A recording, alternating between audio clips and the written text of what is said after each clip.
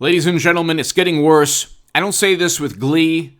I hope President Biden finds a way to solve this worsening crisis. It's getting exponentially worse every day.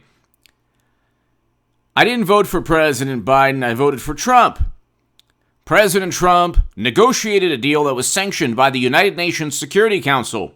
Democrats love multilateral organizations. They love our allies. Well, they love multinational institutions like the United Nations. So why didn't they abide by the UN Security Council sanctioned withdrawal? We could have simply began evacuating every American, every Afghan who deserves to be a citizen immediately for risking their lives and their families' lives for helping us. Every American man, woman, child, Afghan man, woman, and child. Why didn't he start Biden on January 21st, the day after he was inaugurated? Hit subscribe to this channel right now. I will tell you exactly why Biden didn't begin evacuating on January 21st, and then I will explain that people have lost their lives now outside the Kabul airport. There is a clash between our adversaries and security forces there. I'll read that in a second. CNBC, Wall Street Journal, NPR, they're all talking about it. An Afghan soldier lost his life. There could be more people. I'll read that in a second. Hit subscribe to this channel right now. We're on our way to 200,000 subscribers, but that's obviously not important. The era of perpetual impeachment is here. Washington Post, they know the writing's on the wall. The Washington Post wrote an article saying, well, Biden's going to get impeached. Gosh, really, what is the, the meaning of impeachment now? It's diluted. It's not really important. Everybody gets impeached. Trump was impeached twice, Democrats didn't know what national security was. For 4 years, they conflated national security with what was beneficial to the Democratic Party. Trump pressuring Zelensky, Facebook ads. You remember when Trump was a Russian operative? All of these fantasies and fever dreams of morally superior, apoplectic, wonderful liberal Democrats, God bless them, fantastic people. They thought national security was Facebook ads. And the intelligence community, oh my God, they were really focused on interference in 2016. But they suddenly, for no reason at all, were completely and utterly blindsided, as always, from the Gulf of Tonkin to WMD to now Afghanistan.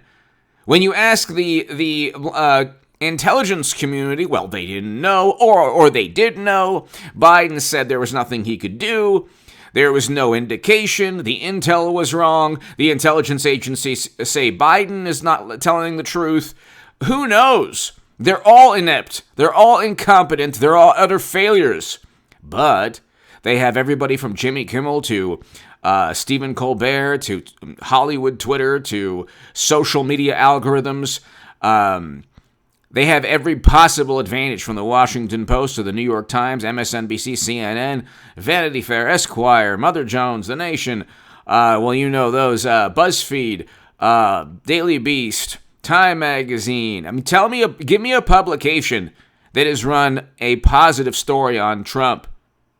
President Trump negotiated a deal to get us out of America's longest-running military conflict. And instead of simply abiding by the deal, he had to spite Trump. That was the issue. You couldn't leave Americans there forever as chess pieces because it was an ongoing counterinsurgency conflict where the adversaries there, we'll just call them the T for the algorithm. The T they could control. If things escalated, they had the initiative always for the past 20 years.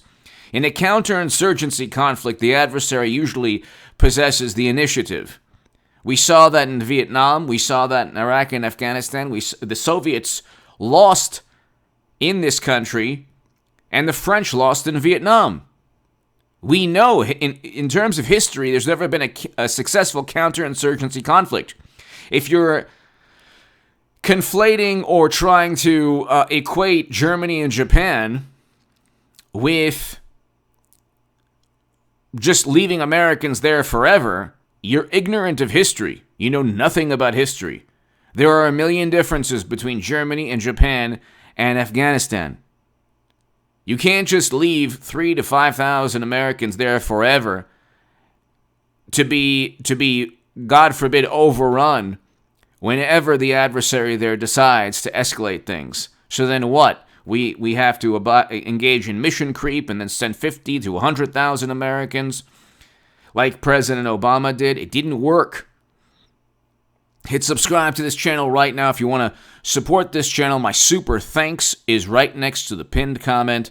To the like and the share buttons. In my pinned comment, I was just published in the Jerusalem Post. My op-ed, Democrats will turn on Fauci by 2022. Go ahead and share that everywhere.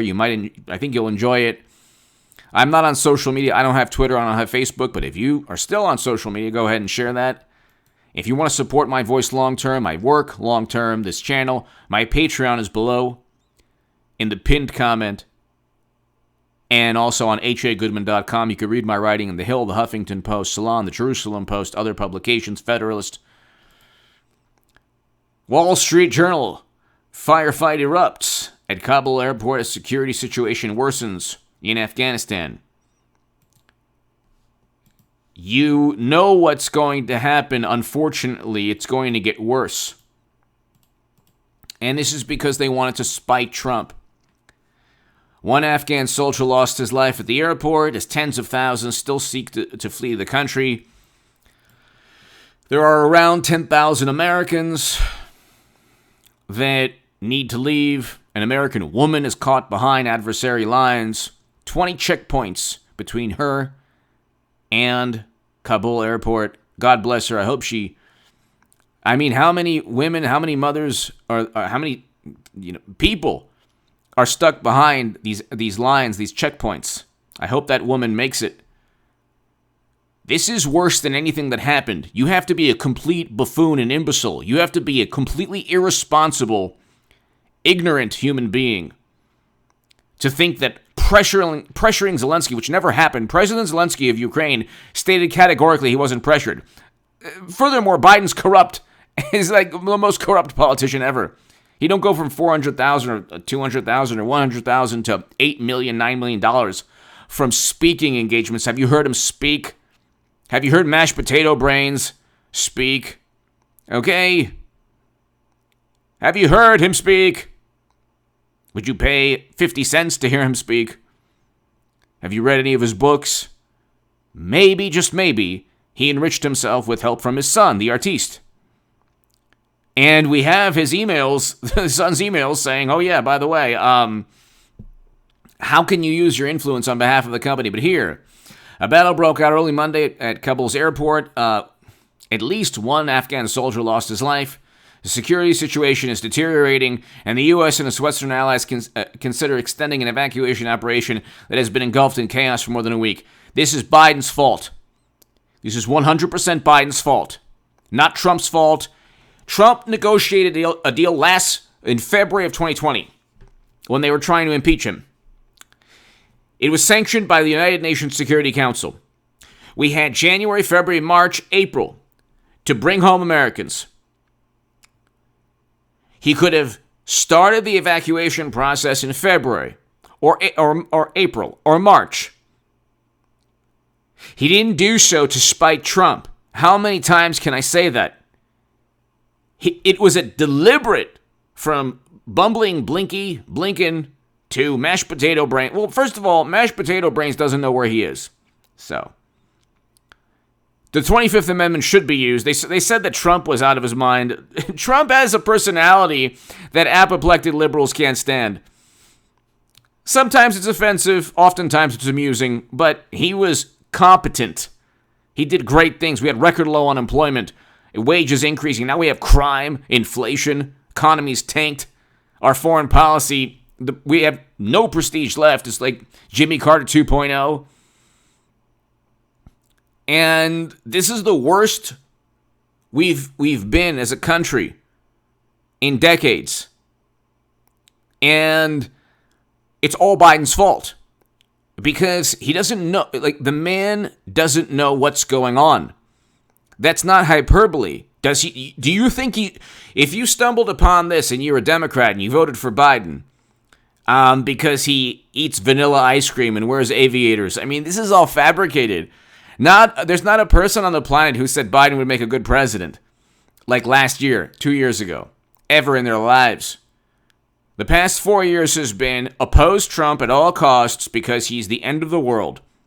And now we realize what's really important. Now we see serious national security problems, not Facebook ads. National security was redefined the past 4 years to anything that hurt the Democratic Party, their chances, in terms of elections. National security was redefined as anything that harms the Democrats. And now we have a situation where,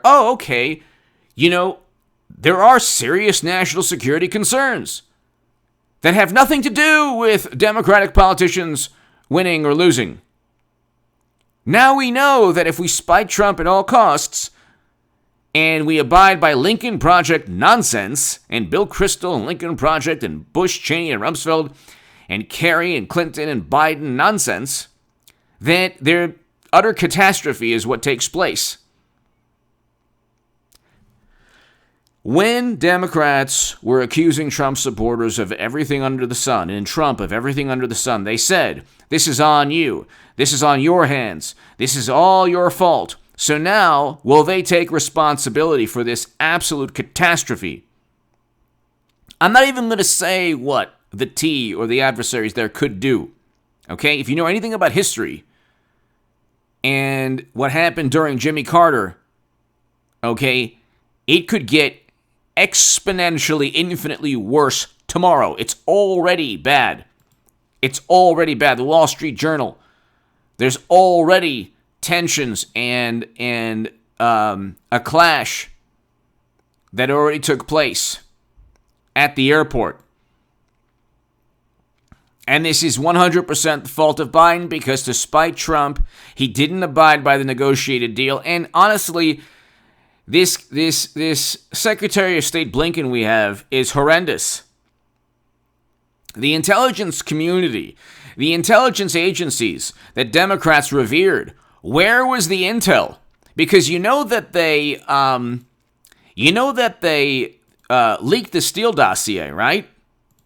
That Steele dossier that said that Trump was a Russian operative, that completely fabricated nonsense that the DNC purchased, that for some reason wasn't a campaign finance violation. I don't know why.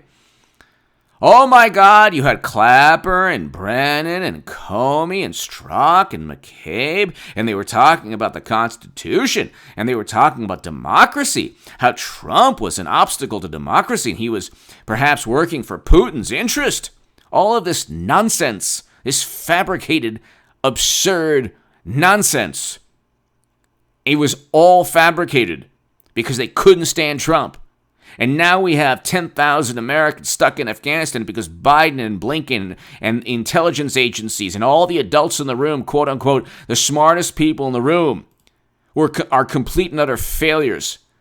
They couldn't simply abide by a deal to withdraw Americans. You can't keep Americans there forever as chess pieces. That wouldn't have solved anything. It's not about leaving. We had to leave. It was 20 years. What do you want, 200 years? There were people there who didn't want us there. Okay, it doesn't matter. Like, you could be the most powerful military in the world. We can't use our nuclear submarines. We can't use all the advantages we have as the most powerful military. It's a counterinsurgency conflict. And if they say, well, Germany and Japan, the soldiers in Germany and Japan don't face the same problems and dilemmas and potential risks and impending doom that they faced in Afghanistan. You can't simply say, "Oh, just leave them there forever." Would you put your family, your son, your daughter there forever? Of course you wouldn't.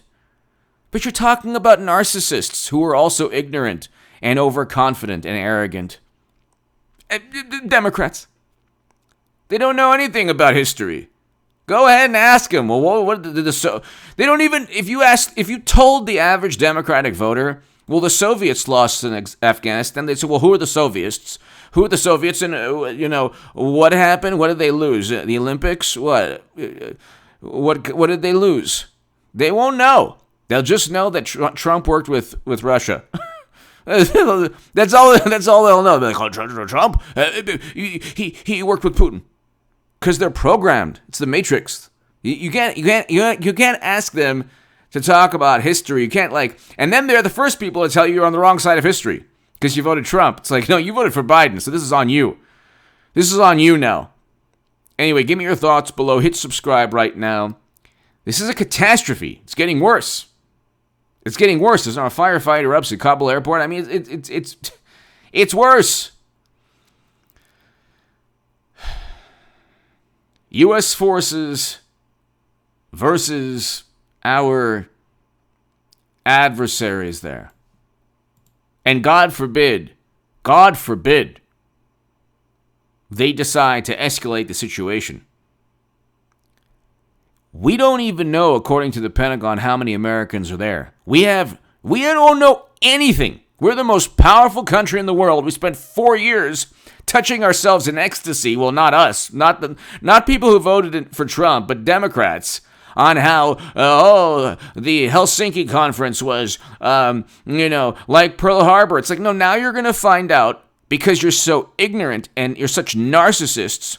Now you're going to find out, because you're so corrupt and inept and incompetent, God forbid, what real national security is, because of your disdain and malice and your petulant attitude towards Trump. All you simply had to do was abide by his negotiated deal and evacuate Americans on January 21st.